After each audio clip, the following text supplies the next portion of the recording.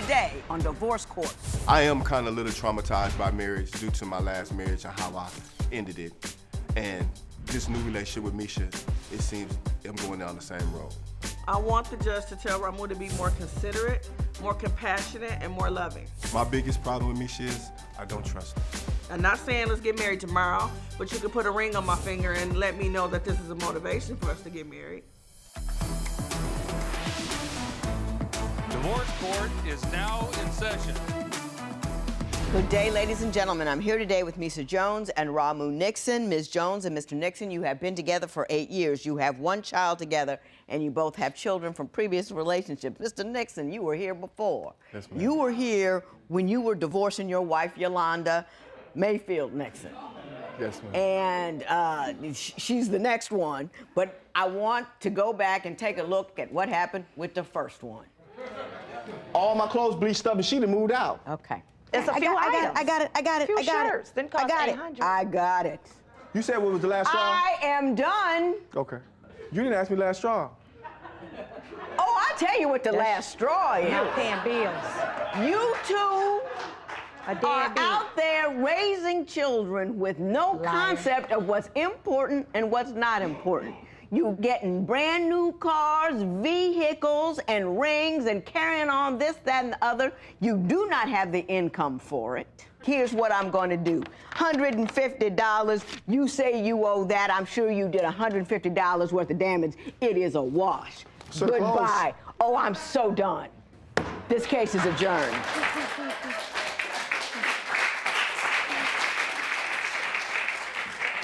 You were working my nerves. Yes, ma'am. Yeah. Well, Ms. Jones, why don't you tell me a little bit about how you got together with Mr. Nixon and how the relationship proceeded and how we're here today. Okay. Me and Rhamu, we met each other 8 years ago. We've been together for 8 years. 6 of those years, we've been monogamous with each other, and I just feel like it's time for us to get married. But one of the main reasons why I feel like he doesn't want to get married is that we have trust issues.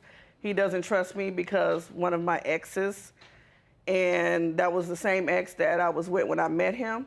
So he feels that's a problem in my relationship. When I met Rhamu, I had 2 kids. They were 10 months and 10 years old at the time. Mm-hmm. So one of my exes has been in my son's life since he was 10 months old. Mm-hmm. And that's becoming a problem now, since that was the guy that I was with when I met him, and we had infidelity issues at that time. Then so you did continue to have relationship with the ex even while you were dating him. At that time. It was a rough transition. Even when I met Rhamu, he said, listen, you've been with him for 6 years, I already know how it goes because I was married before. And I'm legally separated, but I haven't been with my wife in 5 years. So I know how long it takes to get over someone. So we're not gonna really be serious right now. We can just date cordially. So eventually I went back to my ex, and we didn't have any— Just like he called it. Right. And we didn't have any relationship. We didn't have any contact at all for about 10 months. But during that 10 months, Rhamu was all that I thought about. So I end up breaking it off with my ex. And going back with him. Yes, ma'am. Mr. Nixon, is that a fairly accurate recitation of what occurred? No, not at all. Well, why don't you tell me what you said? I'm so honored to be here in front of you today, Mr. Judge, and I just hope I get to say the last straw today. Okay, we'll see. But the situation was, she said that confirms her cheating. She said, you heard her say 6 years of fidelity, 2 years it wasn't. Right. And out of that, when I first met her, let me start from the beginning. When I first met her, she was my best friend. I was going in a transition and divorcing Yolanda. Right. After I got to know her, she changed. I didn't know her, but she gave me an ultimatum now, telling me after 8 years, I done wasted 8 years. What we doing now? I said, hold up. I didn't know that we was on a timing, and most women do that. They had a timer saying, we've been together this long. Until we work out the problems we have, I don't see going down the aisle. I've been down the street before, and I don't want to do that again. And I'm traumatized from that last marriage. Right.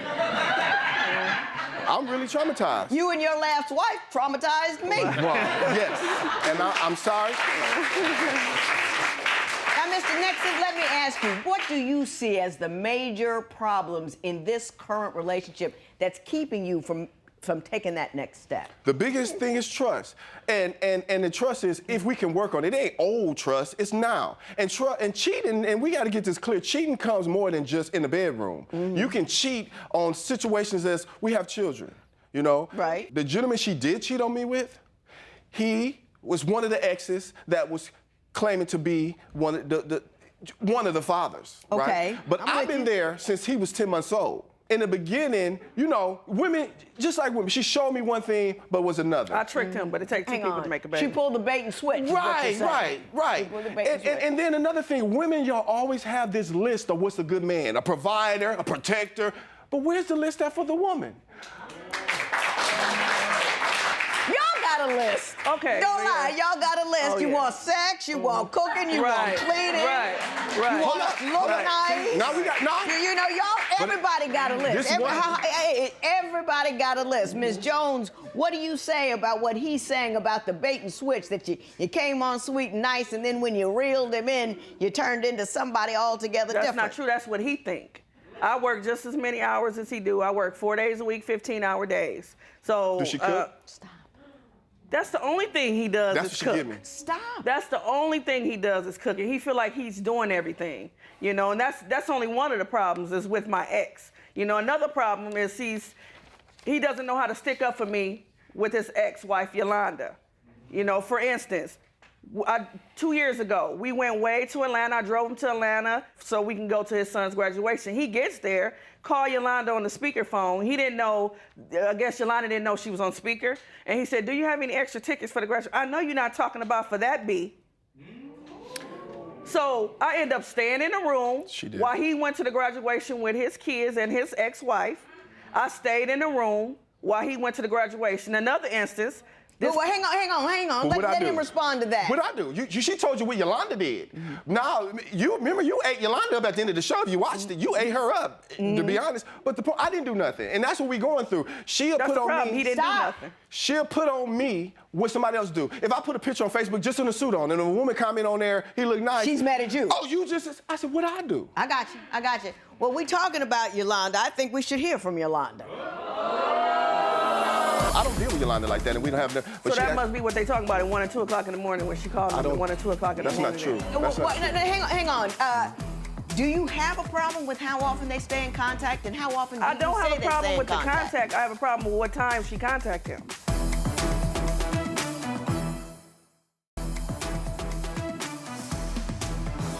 So it seems to be that there is an ongoing issue with the ex-wife you had here in 2009. She has sent us some a videotape, and I would like to see her vision of your problems from her perspective. I'm Yolanda Nixon, formerly Rhamu Nixon's wife from the last show. We're now divorced. Anyway, my take on him and Kamisha. And what I have to say about that is, first of all, I don't know Kamisha. Never formally, properly introduced. Kamisha saying to my ex-husband, is that she feels like she should be invited, to family functions, I'll say.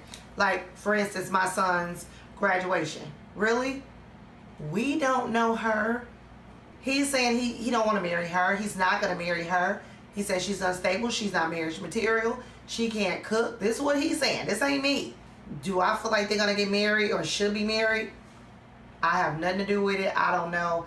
I just know what he's told me. And with that being said, I'm out of it.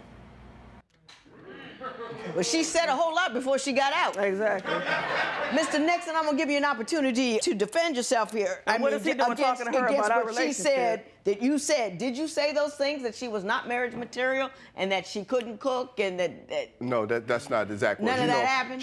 Yes, parts of it happened with this situation. Why is he talking to her about our relationship, though? Stop. To come on this show, we conversated, and she said, y'all married? You conversed. Yes.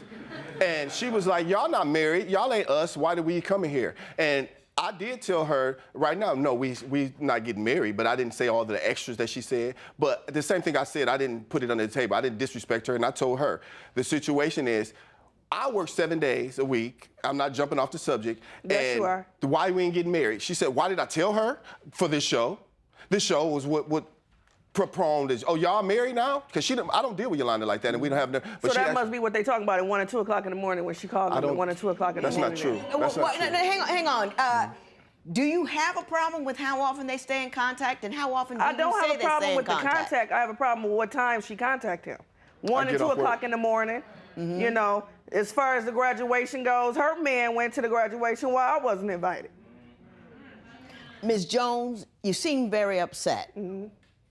What is it about this Yolanda issue that hurts you so much? And I never cheated on her, but she did. Cheating is not being with somebody and just meeting him. I just met him a couple months ago, and I just got out of a relationship 2 months prior to meeting him. Mm-hmm. So I'm supposed to be faithful to him and in a relationship with him. That's cheating. That's cheating. And we've gotten past that cheating. I understand what that was. And it was a rough transition. You were just together. My question to you is, you're very hurt and distraught about this Yolanda issue, and I want you to turn to him and tell him how you feel so he can understand where you stand. I feel like he don't stand up for me enough for her. He don't, you know, say things about our relationship like, this is my woman, this is who I'm gonna be with. He's not, he doesn't stand up for me, period.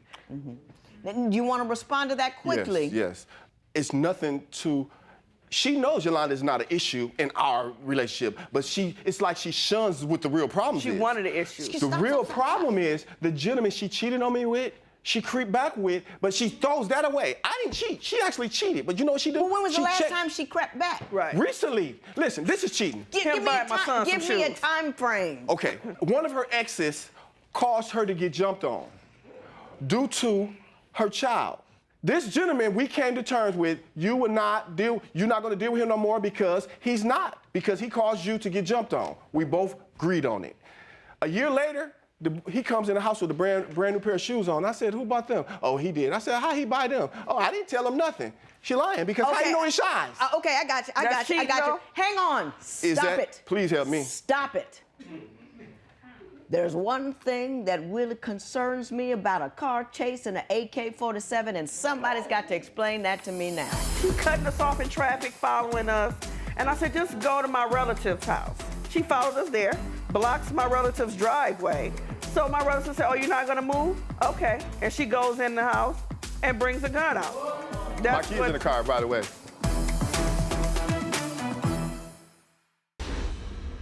Ms. Jones, you have got to tell me about the car chase. Okay.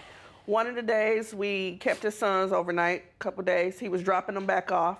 And in the process of us dropping them off, he comes back running to the car. And I said, what are you running for? He told me, Yolanda trying to see who I'm with. You know, so I'm like, it's not that serious. He jumps in the car, she gets in the car and follows us. I mean, actually chases. So he driving around town. I said, what are you driving around for? She cutting us off in traffic, following us. And I said, just go to my relative's house. You know, he said, she gonna follow us there? I said, so what? What can she do? I never did anything to her. Why would I not want to go with my relative? She followed us there, blocks my relative's driveway. So when my relative gets home, she said, can you move out the way? I will when my husband come outside. So my relative said, oh, you're not gonna move? Okay. And she goes in the house and brings a gun out. And that's my kid's in the car, by the way. She didn't know his kids was in the car. Yes, she did. My relative did not know his kids was in the car. I mean, it's outrageous. But she set the tone for that. Why was she following us in the first place? From beginning again. Mr. Nixon, now listen to me and actually answer the question that I asked, okay? Obviously, there is something very deep and wrong between Ms. Jones and Yolanda. If she is riding behind you trying to see who's in the car, she's obviously got a huge issue with this woman. Okay. Do you know what it is and how it got that way? This issue that we're talking about was a long time ago, and like you said, I got out the car and confirmed we was not dealing with each other, nothing, but Yolanda couldn't accept me going on, you know? So she tried to throw a wrench in my situation, which I right there confirmed. Have I ever dealt with you? Have I been with you? She said no. So why is you doing this? It was her emotions. But once again, I didn't do nothing other than stay there. When Yolanda left and her family did that, I instantly stayed there with her and let her know, I'm not with Yolanda, I ain't touched Yolanda. And Yolanda confirmed it. So that was a woman messiness. Your best course of action at that time was not to engage in a car chase. It is to deal with that woman right there where you stand so you don't put the rest of the public at risk. And if you cannot handle her, if you couldn't deal with it, you should call the police and have them separate you guys. But at no time does one engage in a car chase through the city. Is it appropriate? It's dangerous. I didn't know she was crazy, Miss Yolanda. I didn't know.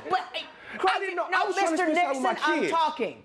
You should have handled the situation without endangering the rest of the public. Do you hear me? I agree. Oh!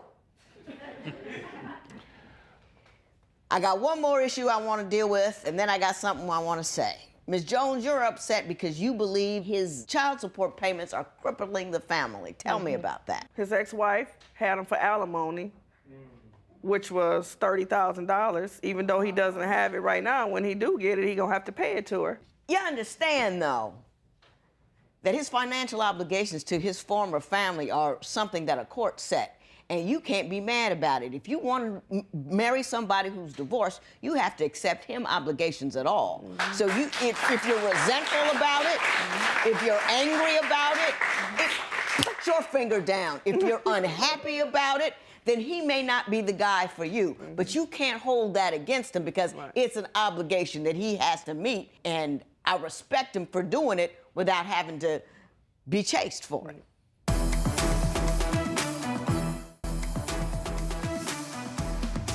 If you've got something you're dying to say, Mr. Nixon, you got 45 seconds in which to say it. To use something against somebody that you do for them out of the love of your heart, it's not right. Like when I first met her, and when in the downtime of my life, when I was just leaving and transition from Yolanda, she was there for me. She gave me a nice amount to get my license back, driver's license. Okay, I don't have time for all that. Okay. I don't have time for all that. And it's got nothing to do with anything anymore. Ms. Jones, let me say this to you. You're in a situation where you're asking for a ring, and I don't think the situation is yet cool.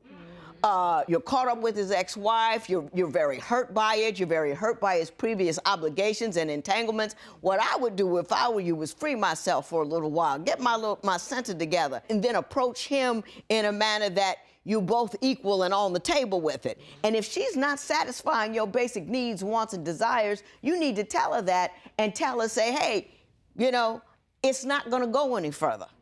Yeah, let her know what you're thinking so she can make the proper decisions about what you want to do. And you can't be silly with it, Ms. Jones. You can't be hurt and resentful and angry and fighting to stay that way. Never. You know what I'm saying? But you are hurt and you are resentful and you are angry and you're fighting for a ring. So you're trying to solidify that sad. I wouldn't do it if I were you.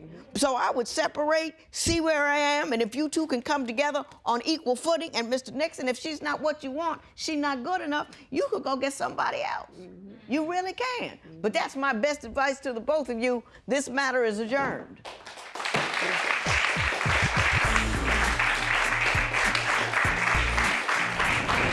Well, I came here thinking that, you know, we were compatible for marriage, but I guess not. The judge said I need to take some time out to focus on me, and that's what I'm gonna do. This is it's just crazy. The biggest thing is I need to know if I can trust her, and we haven't built the trust to be married. And I've been down the street before, and I don't want to do this ever again.